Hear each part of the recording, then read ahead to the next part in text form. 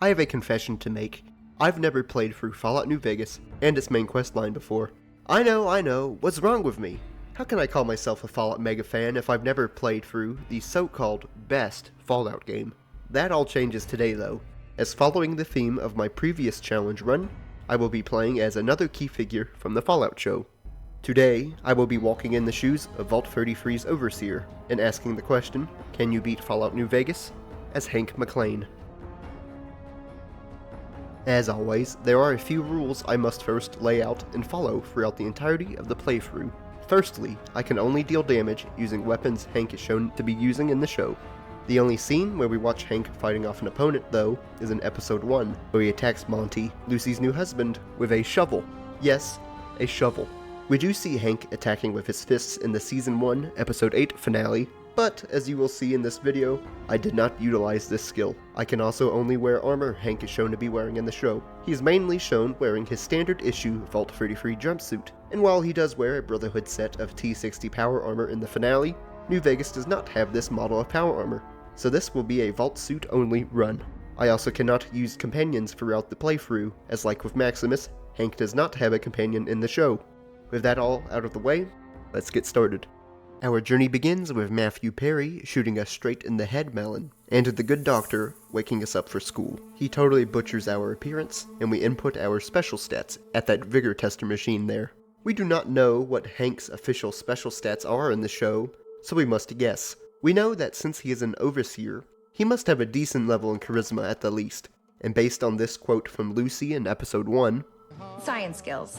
Obviously, mine are nothing compared to my dad's. As well as her official stats, as provided by Bethesda, we can presume that Hank has at least 7 intelligence. I eventually settled on 6 strength, 5 perception, 6 endurance, 6 charisma, 7 intelligence, 5 agility, and 5 luck.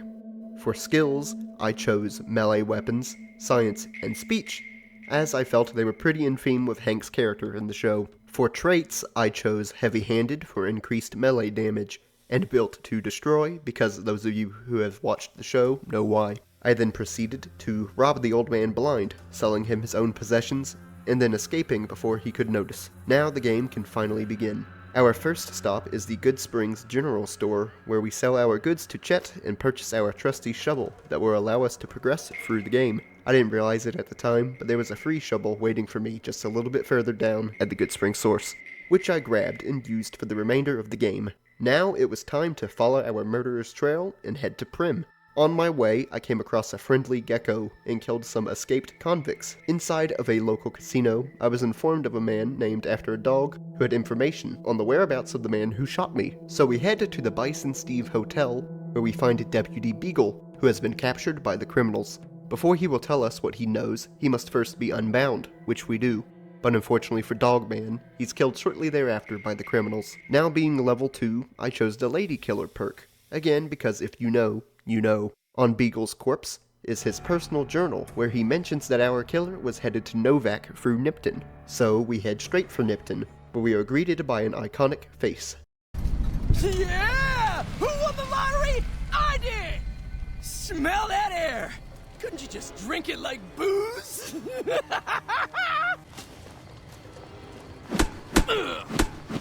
Come on! In the now dead town, we come face to face with our first encounter with Caesar's Legion. These people are a disgusting bunch who saw the sinful actions of the members of this town and punished them for it. Horrified by what we hear, we move on from Nipton and head for Novac, where on the road we encounter some aggressive people called Vipers. They were a formidable group, so I fled from their threats and then got insulted. At Novac, we learn from Manny's terminal in his room that members of the Great Khans who were with our assailant have gone to Boulder City, our next destination, so we head straight there. Once there, we learn from an NCR lieutenant that a group of Khans, the same Khans we are looking for, are stirring up trouble there. He tasks us with rescuing the 2 NCR soldiers the Khans have taken hostage. Since we're planning to talk to these Khans anyway, we agree to help. We speak to the leader Khan named Jessup, who we then convince with our speech skill to stand down and let those NCR hostages go free. In return, he gives me the engraved cigarette lighter, which is Benny's, the man we're after. He also tells me Benny was headed for the New Vegas Strip, which I head straight for. There, I witness a poor man get murdered by the guards, and I pass a credit check of 2,000 caps, where I then gain entry to the strip. With access to the strip, I can speak to its mysterious overseer, Mr. House, as we see Hank heading toward New Vegas at the end of the Fallout show's Season 1, Episode 8. I predict he's looking for Mr. House. So, from this point on, this will be a Mr. House ending playthrough. Being the first living soul to step inside of the Lucky 38 Hotel and Casino in over 200 years, I head up to the hotel's penthouse suite, where I come face to face, or should I say, face to screen, with Robert Edwin House. Mr. House tasks us with retrieving the Platinum Chip, the package we were hired to deliver, from Benny at the Tops Casino. So I go straight there. Once I am inside, my weapons, meaning my shovels, are taken away from me. Further in the casino, I come face to face with Benny, the man who failed to kill me. Smooth talking him into speaking to me privately.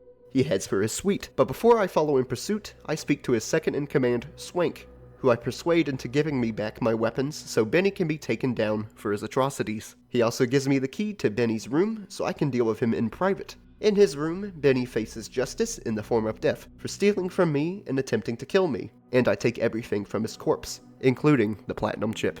Returning to Mr. House, I give him the Platinum Chip, and he shows me firsthand what the chip was designed to do. It was created so his Securitrons could be upgraded to their Mark II OS, allowing them to be stronger than ever. Back in his penthouse, House tasks me with infiltrating Caesar's camp atop a fortification hill, where I will enter a bunker bearing the Lucky 38 insignia, and activate the remainder of his Securitron army. There, I have my weapons and chems taken away from me, and I speak to Caesar himself. Noticing my accomplishments thus far, he wants my help in taking Mr. House down, but I am working for him. So I lie, telling him I will do what he needs, and he gives me access back to my weapons and chems. Inside the bunker, there is a load of security, both turrets and robots, that I must face. Initially, I tried to kill everything inside, but in the final room, I was defeated. Trying again, I am more careful, rushing through and activating the Securitron army, and rushing it out. Mr. House then orders me to return to the Lucky 38, and before I do, I return to Caesar. Believing me to have blown up the bunker, he congratulates me, and tasks me with killing Mr. House, but I still don't. What a fool Caesar is to trust me. Back at the Lucky 38, House tasks me with persuading the Boomers to fight on his behalf at the Battle for Hoover Dam. The Boomers reside at the Old Nellis Air Force Base, and they shell artillery at anyone who comes across their path. How am I going to make it to them? Easy. George, who stands just outside of the Boomers' range, bets me 300 caps that I will make it back alive. In return, he gives me a note instructing me on what to do. The trick is to follow the ruined structures to the left and remain quick while going from building to building. So I do just that, safely making it to the gate, much to the gatekeeper's surprise. The Boomers' head of security Raquel takes me to their leader, Pearl, who asks me to help them do some chores around the house. Wanting to gain their trust, I head for the Boomers Museum that is being run by Pete, a young boy who tells me the Boomers' history. Listening to his history lesson pushed my reputation with the Boomers up to accepted. Unfortunately, I need to be idolized before I can persuade them to side with me in-house.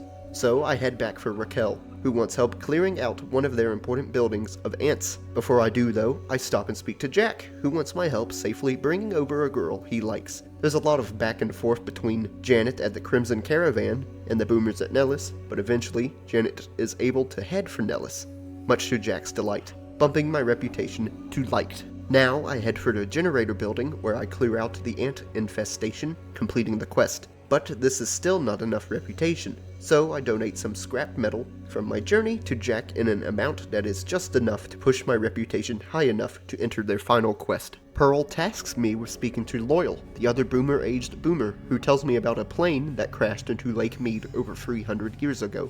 He wants me to bring that plane up to the surface by placing flotation devices on the underside of the plane's wings, so I do just that, using the detonator and allowing the Boomers to bring the plane back to Nellis. Returning to Loyal, we tell him the good news, and then tell Pearl the same news, to which she swears loyalty to House. Back at the Lucky 38, House tasks me with heading to Gamora, another casino on the Strip, so I can see if the Omertas, the casino's proprietors, are planning something against House. So I go straight there and speak with the casino's receptionist, who tells me to speak to Cachino, a member of the Omertas, who can tell me more.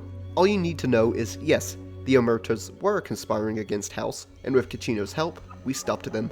House then tasks me with destroying the Mojave chapter of the Brotherhood of Steel. He informs us that they are located in the Hidden Valley area, so I head straight there. When I arrive, I exterminate the local population of bark scorpions, leveling me up to level 12, where I choose the Sneering Imperialist perk, as I believe it to be in character with Hank. Inside one of the nearby bunkers, I am apprehended by the Brotherhood, who, clearly not trusting of outsiders, take me straight to their leader.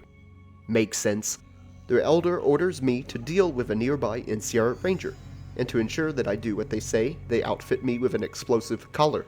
Mind you, one that provides no protection, so the run is still alive. I sweet-talk the ranger into leaving the area and report back to the elder. He then removes our collar and gives me free reign of the bunker. Apparently he's just as dumb as Caesar. I then pickpocket his keycard as the first step to blowing up his precious bunker. Next, I pickpocket Head Paladin Hardin's keycard as well as the Senior Scribe's keycard, and activate the self-destruct sequence, becoming enemies with the Brotherhood. What follows is a series of events that resulted in my death many, many times. Realizing that something must change, I reloaded a save and purchased as many stim packs from the Brotherhood as possible. I had no idea that this merchant would have so many stim packs in their inventory. With one final attempt, I was able to escape the bunker, blowing up the Mojave chapter of the Brotherhood for good. Returning to Mr. House, he tasks me with protecting the NCR's President Kimball during his visit to Hoover Dam so he can be framed for the NCR's soon-to-be failure at Hoover Dam. At the dam, I witness a man become one with the ground, eliminate a sniper, and take the credit for saving the president, although I believe this poor ranger deserves the title.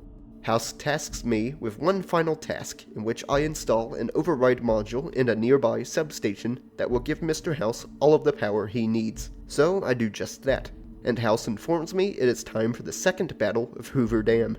There, my game crashes and I lie to some NCR, and install Mr. House into the Hoover Dam systems, giving him the power to reroute the dam's electricity to a Securitron army. I then flip a switch, watch the Securitrons wreak havoc, and use my charisma to convince the legate to not kill me. You came all this way for me.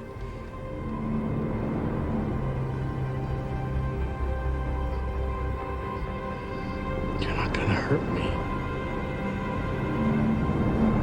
Perhaps it is unfortunate Vulpes was not here to hear your words. Something tells me you would prove more than his match. Until the day when our armies meet again, Envoy of Vegas. I shall wait for you on the battlefield. The NCR burst through the gate. I order General Oliver to stand down, speak to Mr. House for one final time, finishing the game and proving that yes, you can indeed beat Fallout New Vegas as Hank McClane. I hope you enjoyed this one. Honestly, it didn't take nearly as long as I thought it would. This was my first ever experience in beating New Vegas myself, so I hope I did the game justice in this video. I would not recommend playing New Vegas using only a vault suit and a shovel, as there are so many great weapons and armor sets throughout the game that I missed out on. Regardless, this has been Cobb, and I hope you enjoyed the video. Thank you for your time.